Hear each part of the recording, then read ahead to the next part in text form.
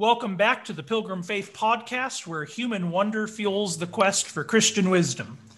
Today, my co-host Dale and I are excited to be joined by Dr. Jonathan Pennington, the Associate Professor of New Testament Interpretation at Southern Baptist Theological Seminary in Louisville, Kentucky. Dr. Pennington has written a number of books on New Testament theology, particularly on the Gospel of Matthew, but his most important accomplishment to date is very clearly his YouTube series, Cars, Coffee, and Theology, which will be sure to preserve his name for posterity. But more seriously, Dr. Pennington has recently published a fascinating volume entitled Jesus the Philosopher, Recovering the Wisdom Needed for the Good Life. Instead of overly introducing the text, however, we'll just get right to it. Dr. Pennington, perhaps we could just start with the book's main thesis that the biblical writers and the early church did, and that we can coherently look at Jesus as a philosopher. Given our current image of a philosopher, perhaps many of our listeners might be a bit surprised at this. But maybe the first thing we can do is just say, what did that mean? What did it mean to say somebody is a philosopher to the earliest Christians? And how does our contemporary image perhaps distort our ability to grasp that image well? Yeah, great. Well, thanks for having me. This is great. And just our pleasure. Little conversation we've had already before we hit record was super encouraging. It sounds like there's a lot of overlap of thinking, so that's super encouraging to me. Yes. Yeah. And I think it was probably not a Freudian slip, but the title is Jesus the Great Philosopher, not just Jesus the Philosopher. But that's okay. We'll one up. That's okay. It's okay. I missed that. Sorry, folks. Okay. I didn't mean to demote Jesus in the philosophical ranks. I just typo there. Exactly. Right. Actually, a friend of mine, when he was reading the manuscript in pre-pub form, he added EST and said, you should call it Jesus the Greatest Philosopher. And then I felt kind of bad not going with that suggestion. Okay. So I'm just following your bad leadership. Exactly. That's what's going on. Just another level lower. But yeah, I do think he's the greatest philosopher. And I think Christianity is the greatest philosophy of the world. But that's the, I'm not sure how to approach your good question there. There's so many angles I could come at it, more autobiographically or just sort of historically what's happened. But maybe I'll take a stab at both briefly. The basic idea of the book is that from the earliest days of the church, Jesus was thought of as a philosopher, and he was talked about as a philosopher. He was depicted in sacred art as a philosopher, and that really continues all the way up, I think, through the medieval, through into the Reformation, I think. I don't know if most probably aren't familiar with these kind of obscure works by Erasmus called his paraphrases, which are basically translations he did of the Bible that included commentary like built in. It's like an amplified Bible. They're fascinating. But I'm just thinking of like in his paraphrase of Matthew, he calls Jesus a philosopher. I mean, so there's already into the 16th century, Jesus is still regularly called a philosopher and thought of that way. And as I discovered that, not only that ancient tradition, but then began to look into the Bible more from my perspective as a New Testament guy, I began to see it's not only in the early church that I think you can easily see that the Bible presents Jesus as a philosopher, the New Testament does, and you can go back into the Old Testament and see that Moses was thought of as a philosopher and others in a certain sense. So part of this is a retrieval project to kind of say, hey, let's rediscover one of that we've lost about Christianity, never in a scorched earth way. That's not, I don't think, good scholarship to say it's this, not that. It's always a both and, because obviously Jesus is Lord and King and sage, which overlaps with philosopher, and savior and friend. There's all those things. I don't want to diminish any of those other titles and roles of Jesus, but I want to help us rediscover this other image that was, again, ubiquitous in the ancient world and now is completely absent. I often joke, if you imagine, and as I do in the book, imagine going into a church and you see all these banners with names of Jesus, Savior, Friend, Shepherd, whatever. And one of them said philosopher. We'd be like, what?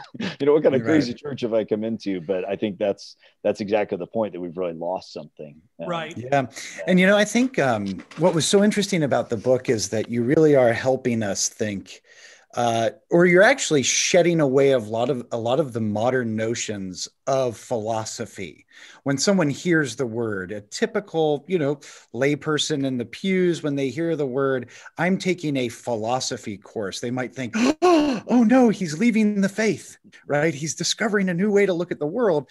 When this really belonged to, in the cult life of Israel, belonged to the worship of Yahweh. Philosophy was simply a way of understanding reality and moving inside of reality to achieve a well-lived life. You talk about that a lot. And even the word philosophy is simply the love of wisdom. At Davenant Institute, we sort of use philosophy and wisdom interchangeably. But throughout the book, you can feel your lament that this notion, this understanding of philosophy has just been eroded. It doesn't actually mean what it used to mean. And perhaps you could take a minute and just talk to us about, and the book talks about how philosophy is now just in this abstract realm of ideas rather than seen as a way to live a holistic life, completely sort of like ordered towards the good. So and you even say in the book, you admit, I can't really put my finger on it, but if you're talking to modern people and you're trying to encourage them to study philosophy, what would you say that they need to clear away in their thought life first to understand what philosophy actually is? Yeah, good question. It's funny, just today, a church member who was traveling sent me a picture of a sign they saw at, I don't know where, some restaurant or something or someplace. I tweeted it out. It says, the wooden sign says, philosophy is a study which enables men to be unhappy more intelligently. Which I thought is that's actually such a great description of modern philosophy. Yes. And in the book, I talk about one of the great influences on my life, Steve Martin, the comedian. He said back in like 1978 or whatever that you remember just enough philosophy from college to screw you up for the right. That's but even already in the 19th century and earlier, you see this in Kant even earlier that there was already an awareness that philosophy had changed. Now we're so far removed, we often don't realize this, and I've been helped, as you guys have, it sounds like, by Pierre Hadot, but already in the 19th and 18th centuries, there was a recognition that there weren't any longer any philosophers. There were just professors of philosophy. I think that's a quote from Thoreau. Yes. And that's very revealing, because now I need to say, I love philosophy. And I think there are some great philosophers today, like Charles Taylor and some others. And we can come back to Charles Taylor and how what I'm saying relates to what he's saying. But I love epistemology. I read a ton of epistemology. I teach a class on epistemology regularly. And so I love philosophy of language. So I read in that area.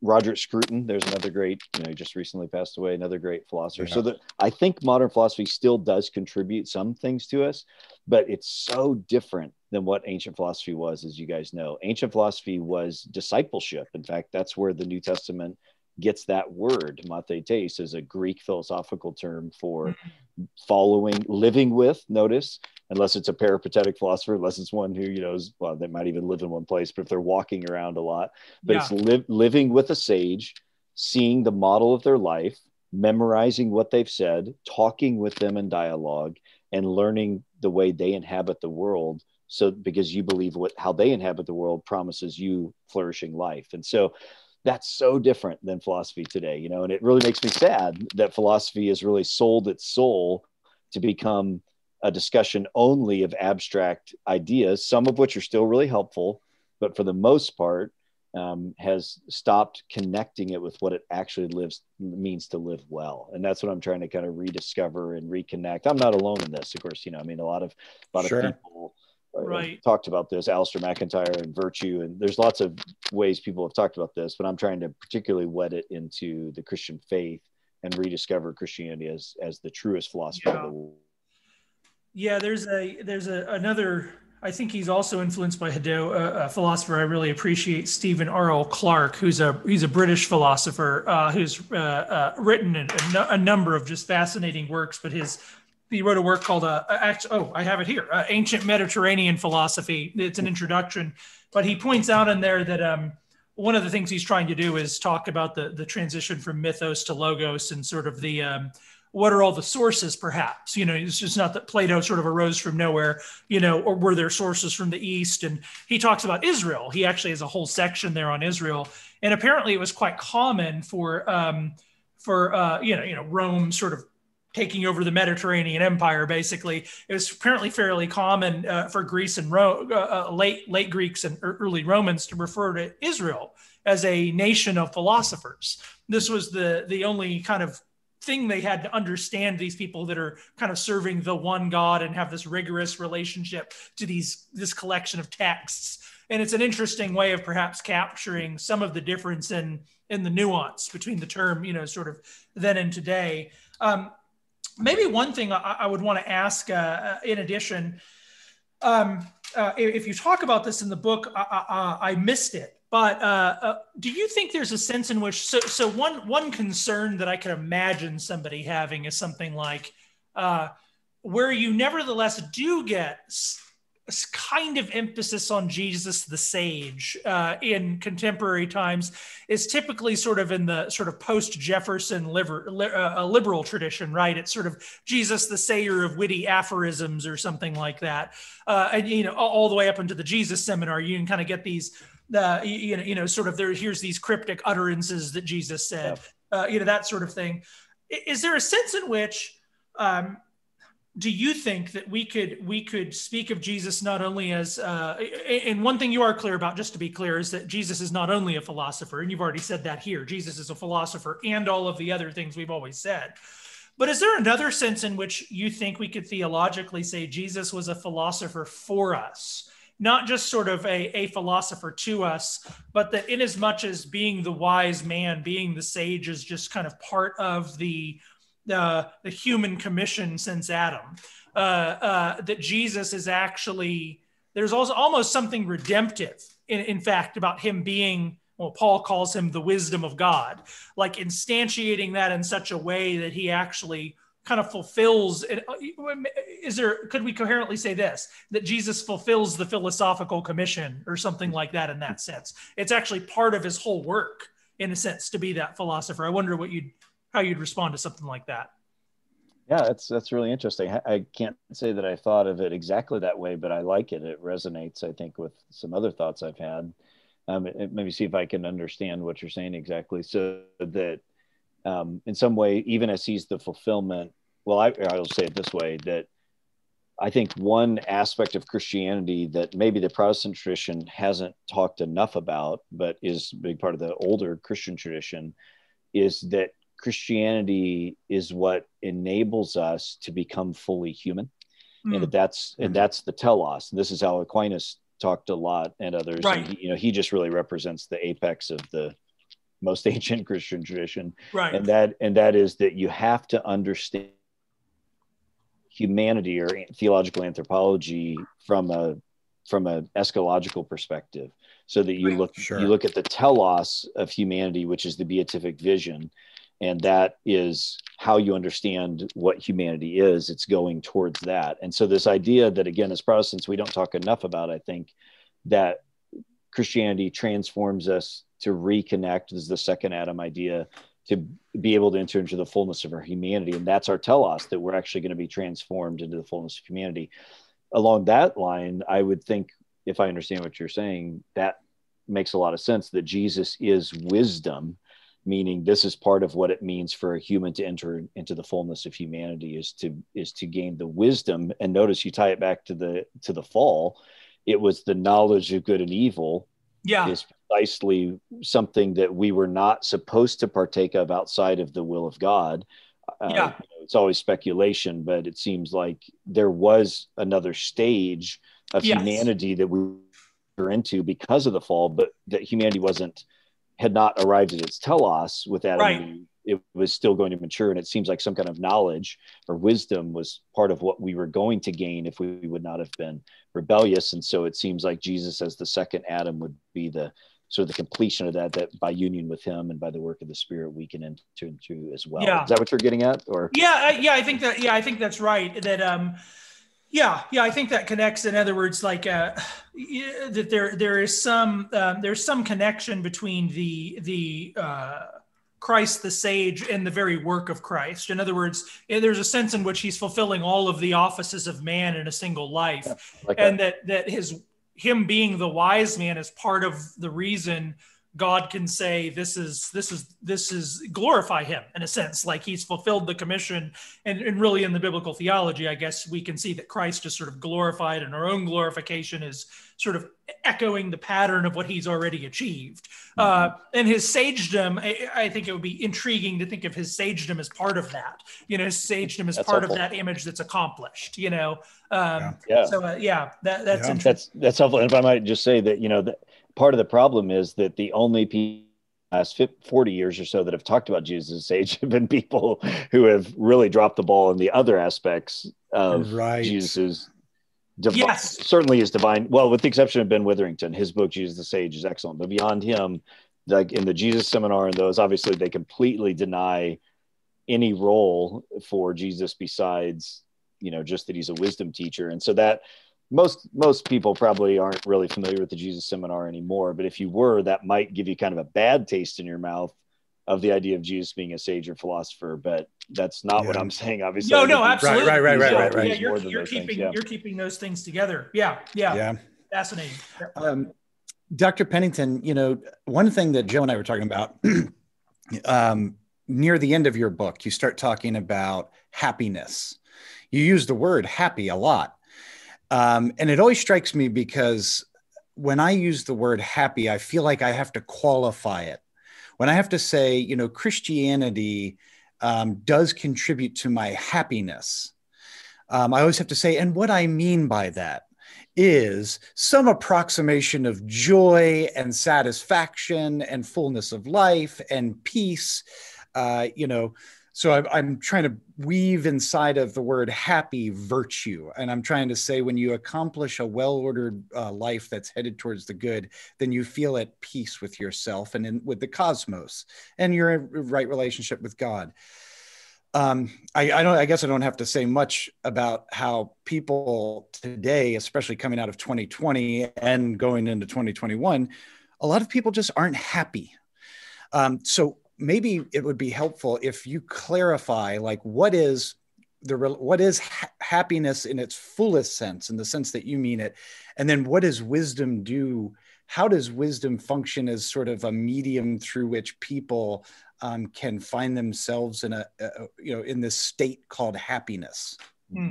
Yeah, that's a great question. I'm ambivalent about the word happy itself because of the qualifications that it does always need. It's become a very weak word that, as I think I say in the book, it basically means a temporary state of pleasure that you're aware of emotionally and something, which is, of course, not what it meant.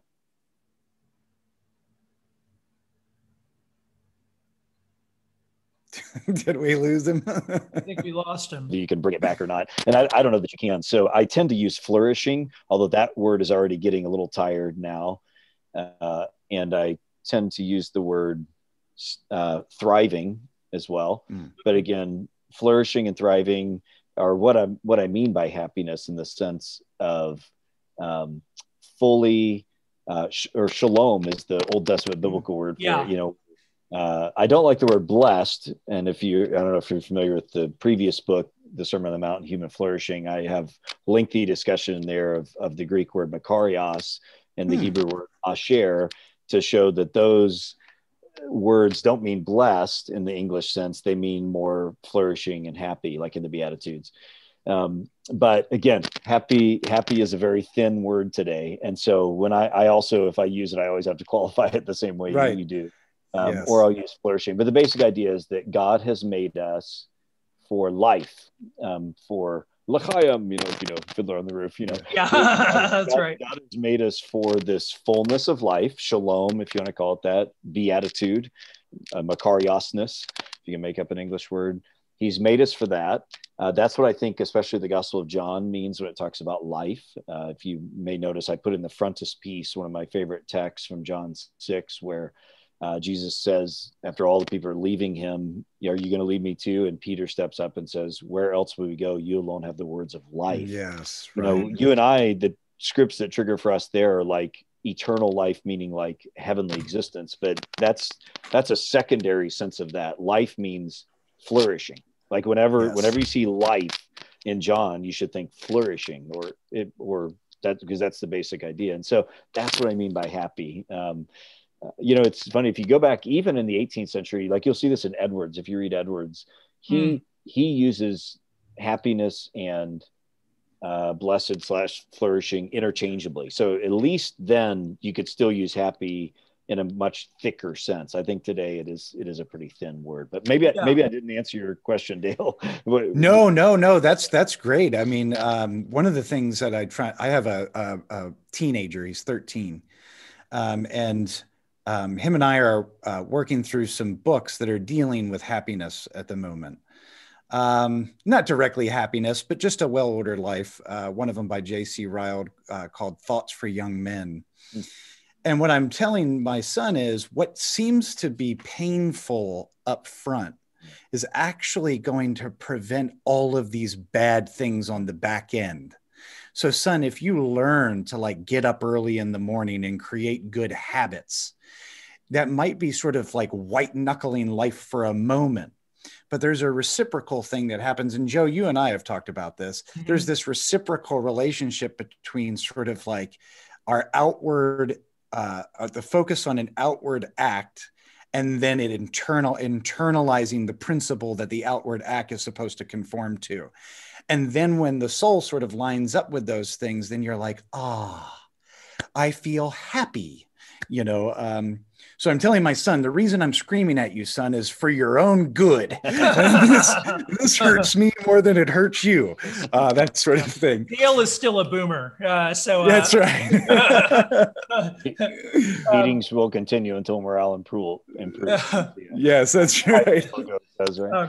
Yeah. And I think in the philosophical tradition, of course, happiness has more the sense that you're using it. Like when you read your Augustine and your Aquinas and your Aristotle and all these people, they're all thinking of happiness as sort of like that thing that everybody wants. Whatever you're aiming for in some direct or indirect way, you're aiming for happiness. And so, there was this kind of more primitive sense of the term that, it doesn't quite have the more therapeutic almost meaning that is more associated with it today. Eudaimonia, of course, is the Greek word. Eudaimonia is the ultimate word. Right. That. So we still refer to the eudaimonistic tradition or eudaimonistic ethics or something. Focuses on flourishing. Right. Right. So. Right. Sometimes one of the other intriguing things I found in your book and just very helpful. In fact, I was in a conversation with somebody recently where I was trying to make the case that it seems to me, at least, as I open the Gospels and read these various statements of Christ, that the social and even political implications of them are just legion. That is to say that he's saying something that is such a distilled little statement that we tend to take as just about personal relationships. That is to say, Jesus says all these kinds of things that have their ground, perhaps their most immediate implications in this kind of face-to-face dynamic that we're experiencing right now. But you argue that there's a manner in which even those statements directly connect to the community and to the polis. Like yes. they thread into that. Can you clarify? Maybe this is a big question. In what sense? And I'm not trying to get overly political in any of the popular senses of that term, but how do you think the teachings of Christ apply to the modern polis as a polis? Like if you were to say like, hey, here's a thing that Jesus would say to all that we all need to hear right now, and it has political implications, what would come to mind for you? That's funny. I'm asking who you voted for. I'm kidding. That's a joke. So let me say a bunch of things that aren't really an answer to that'll sound really cool. So here we go. First, my main point is that Christianity views itself as a polis, or the kingdom, if you want to call it the kingdom. Yeah. But that I'm so tired of a term too that we don't think much about it. But it's a group of people who find flourishing by living together in certain ways. So that's the idea of the polis, right? And that there's the politeia is this sort of this community, and even the sort of constitution, if you think about how Plato talks about this, and Aristotle too as well, that there's this sort of spirit and this constitution, written or unwritten, modeled by the king ultimately, that shows you how to live together. And so that really the vision of Christianity is, like all other ancient visions, one that you cannot experience flourishing by yourself. Ultimately, I mean, you do have to work on your own virtue, etc. But so that's my main point of the book, is to just recognize that, again, that ancient philosophies thought about these big ideas and provided answers for them. And when you go to the Bible with those same questions that they raise, you realize, oh my goodness, the Bible actually is thinking the same way. It's just giving, from what my opinion is, the truest answer to those, the wisest answer, right? So that's the big idea I'm trying to get at. That's it's kind of more of an inward facing. The outward facing, what I think you're asking, and that is, how does then Christianity relate to the world in which it finds itself? And I will just say, I mean, I've been helped by many people. Peter Lightheart, I talk about in there. I don't talk about O'Donovan very much, but Oliver O'Donovan, I'm no expert on him, but from what I understand, I'd be most aligned with where he is. But I feel so inadequate in the area of public theology. I mean, I still feel like that's kind of a horizon that I'm We're still there with trying you. to get to, Right. Even though I care very much about it, but I just feel very appropriately sober in my own confidence about saying anything in that area. I really want to know that area more, and I'm working towards it, but I really just feel very inadequate. Yeah, I wonder. I care about it. Yeah. Yes. Well, in that same vein, I think this is around the section where you also talk about relationships, friendships. Mm-hmm. I mean, you sort of move from the atom of friendship into the collection of friendships, the collection of individuals, and the polis. And you're also talking about familial relationships. I think that this was probably my favorite part of the book, because I'm a deeply relational guy. Anybody that knows me will just, Dale's friends with everyone. And if I'm not friends with you, it's for a really good reason. So, but I particularly liked how you pointed out the awkwardness that male friendships have in the modern age. And it's something that I've written about and have spoken about for years now. And you talk about Jonathan and David. And the reason I appreciate it so much is because, especially in conservative circles, since the sexual revolution and the sort of gay rights movement, and now the transgender rights movement, uber confessional conservative Christians will feel like they have to preserve something, in terms of like sexual identity and just the sexuality ethic of the Bible, that they actually give up biblical principles of relationships to preserve that thing that's not really being taken away from them.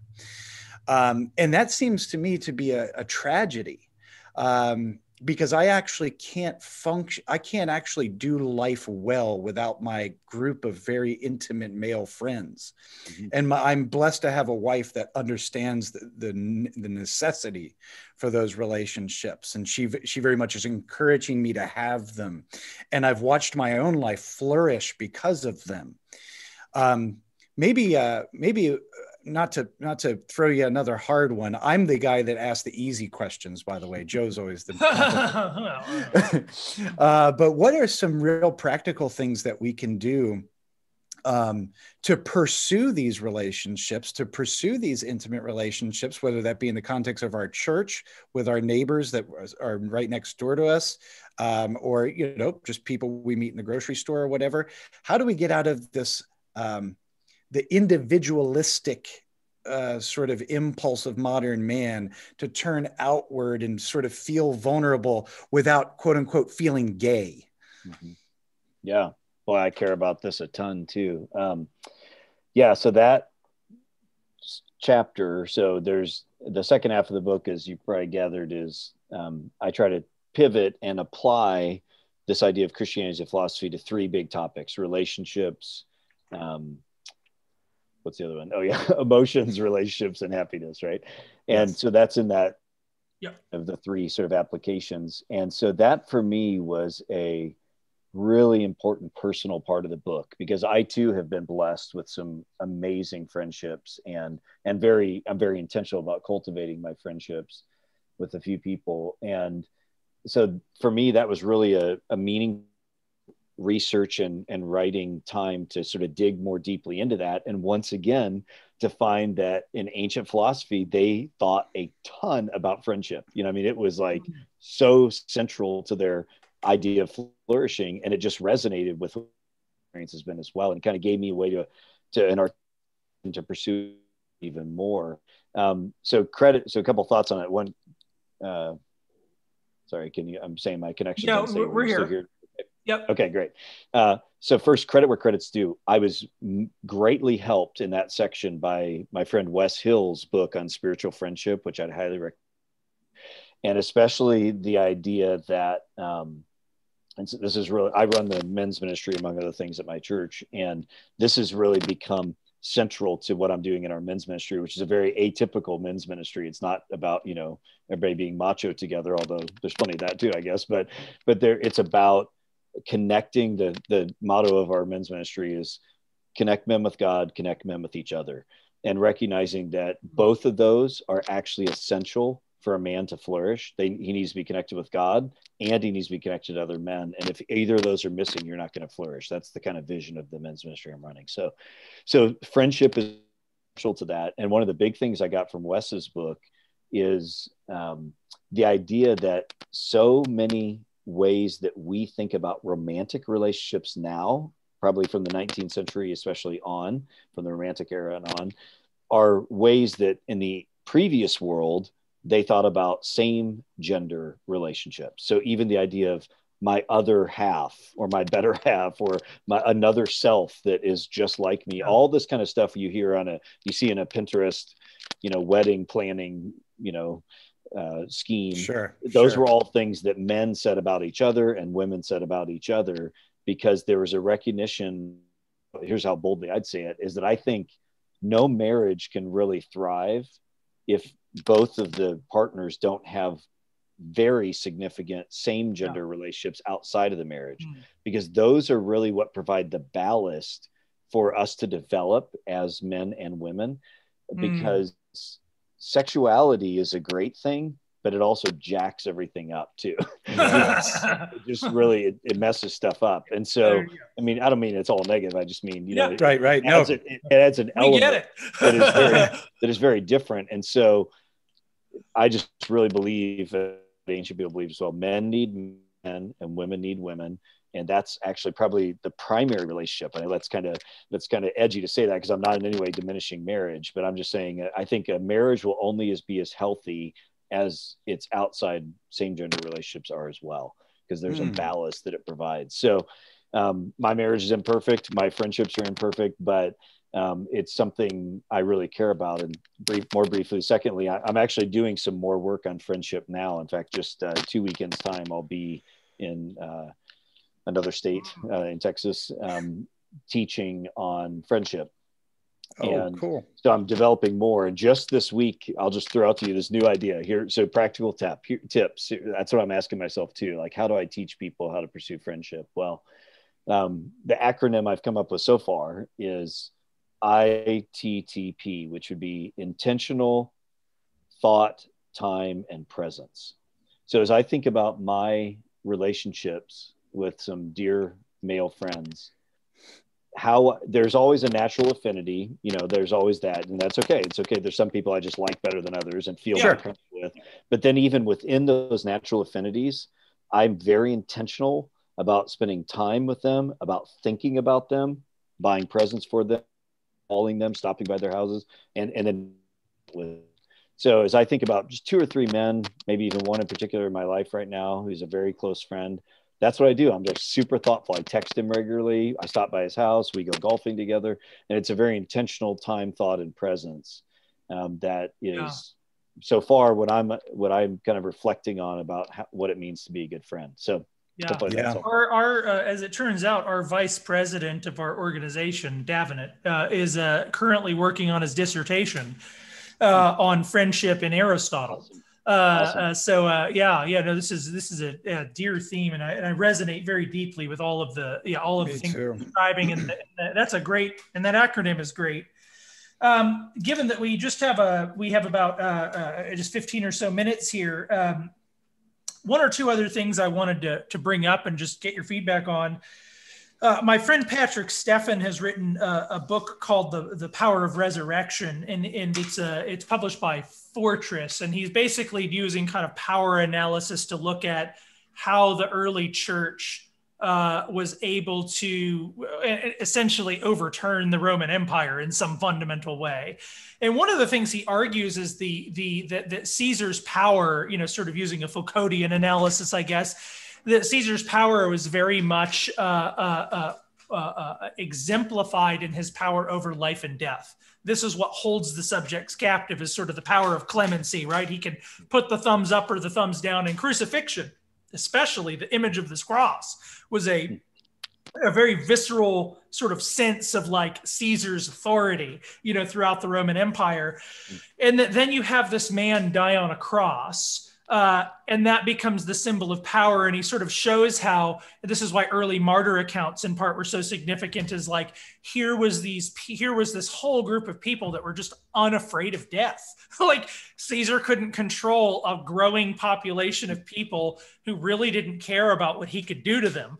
And I wonder if that's, but as I was reading this book, it struck me that's a really interesting angle, because of course the kind of fear of death, and I'm reminded of that passage in Hebrew. The fear of death is such a from the pre-Socratics all the way up to ancient or to late antique philosophy. The relationship to death and Stoicism and all of that is a huge part of the philosophy, and I wonder if there's a way of looking at the early Christian movement as philosophical, in part because it had a very particular thing to say about death. One of the things that it's the greatest philosophy over is that Hebrews can say, through him, we've overcome him who had the power of, I'm butchering it here, but you remember in Hebrews 2, this passage, sort of that we've been held captive by the fear of death all our lives. And Jesus has sort of come in and like taking care of this fundamental impulse. And I think even in 1 Corinthians 15, when Paul is talking about resurrection, sometimes we read this, if Christ hasn't been raised, eat, drink, and be merry, as though Paul is sort of being corny. Or as Paul's saying, like, look how shallow that is. There's a part of me, though, that wonders if Paul is being quite serious, almost saying like, hey, if I didn't believe this, that would be a coherent approach to life. And yet, because death has been overcome, here's a completely different way to organize existence in reality. And I wonder if just there's a resonance between that, a framing sort of, I wonder if you think maybe there's philosophical purchase, basically, in thinking about the relationship between the early Christian movement and its discourse about death, basically. Fascinating. Yeah, that's a really intriguing idea. Thanks for sharing that. The idea that that's the power of Caesar, and that's very subverting Christianity in a way. That's really helpful. Yeah,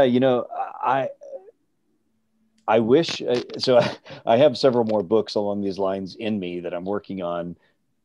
One of them that I want, the title I would love to give that I know will not sell, including with the publisher, because I've run it by my friends at the publisher that I work with.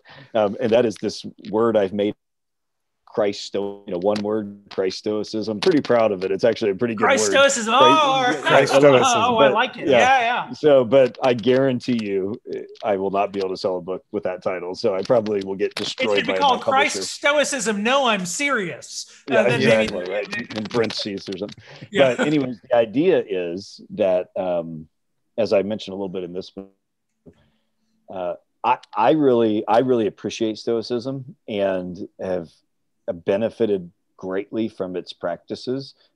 It reappropriated, interpreted through my own Christian experience and metaphysic. But I really do appreciate many aspects of ancient and modern Stoicism. Ryan Holiday and others, I think, are helpful in a lot of ways. But there is this, so I'll say it this way, that I think Stoicism is probably like the second greatest philosophy of the world. That's how I often joke, call it, with Christianity is the greatest philosophy. And I don't mean, I have plenty of disagreements with Stoicism.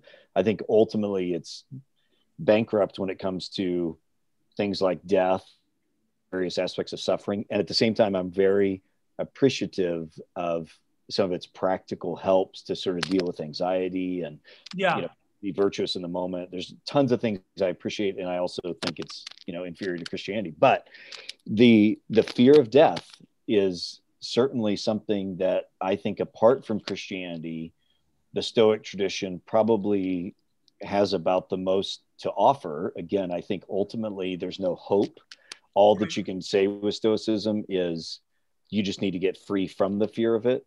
But Christianity is offering resources, a way of life that is much more powerful and profound than just getting rid of the fear of death. It's actually the hope for a renewed age when all will be made right and there will be redemption and restoration. And I just think that's infinitely more powerful and profound than just learning to eliminate the fear of death, which is, I think, another way of saying what your friend's very insightful book is saying, that when people get a hold of that, there's nothing no government or anybody can do to them. If you've got a sure hope that is transformative now, you're free. There's nobody can do anything to you. Powerful idea.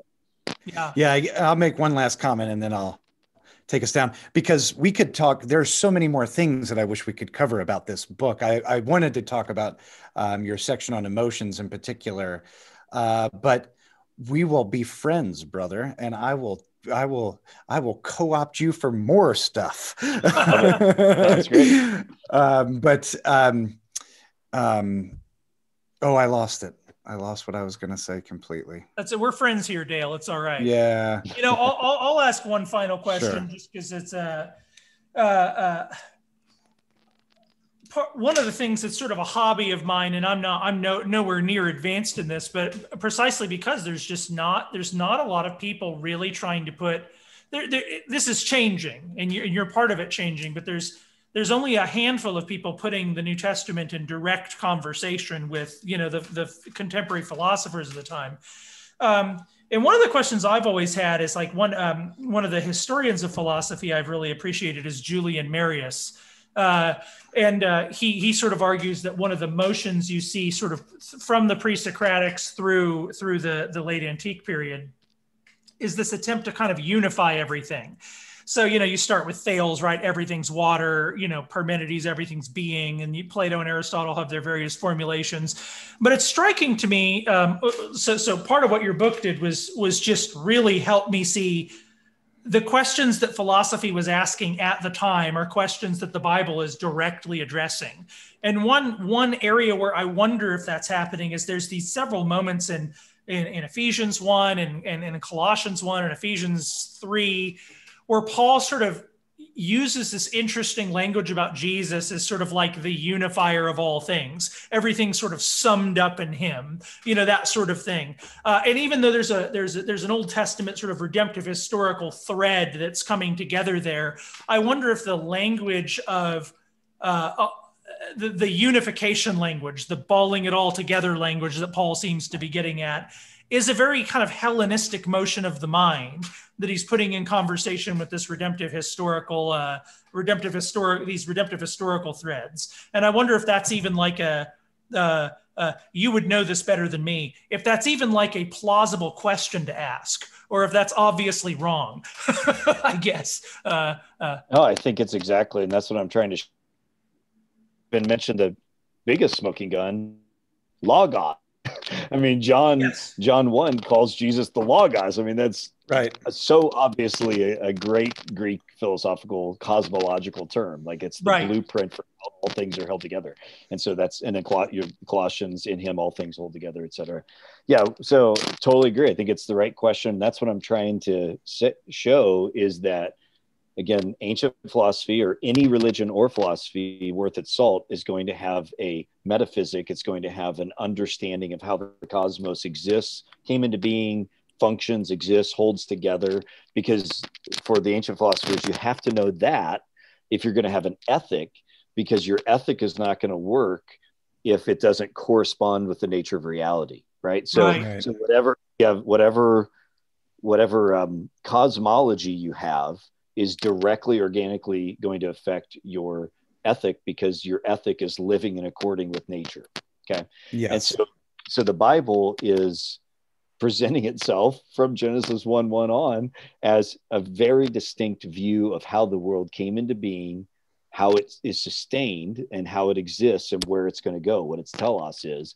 And that's true in the Old Testament. And then the New Testament understands itself as Jesus is actually the agent of creation, the one in whom all things hold together, and the consummation of it. So, I mean, that is like the ultimate cosmological. Sure, That's sure, right. sure. Yeah. That Yeah. he's the Logos, and therefore, if you're going to flourish, you have to be connected to him. He's the grand unified field theory. That's right. remarkable. I mean, the claims are shocking. Yes. And that's why I really do believe, along with my and Tim Gambis and others who've argued this, that if you want to find the most sort of universal Pauline theology, it's actually in Ephesians and Colossians. Like we typically think Romans, which is obviously hugely important, and for the issue of Romans it's like super clear and super important. But when you kind of pull back and say, what's the sort of real metaphysic of Pauline theology? I think it's most clearly found in Ephesians and Colossians, which give this much more sort of comprehensive view of who Christ is and how he relates to the world. He disarmed the authorities of the world, all this kind of stuff. So, Yes. That's fantastic.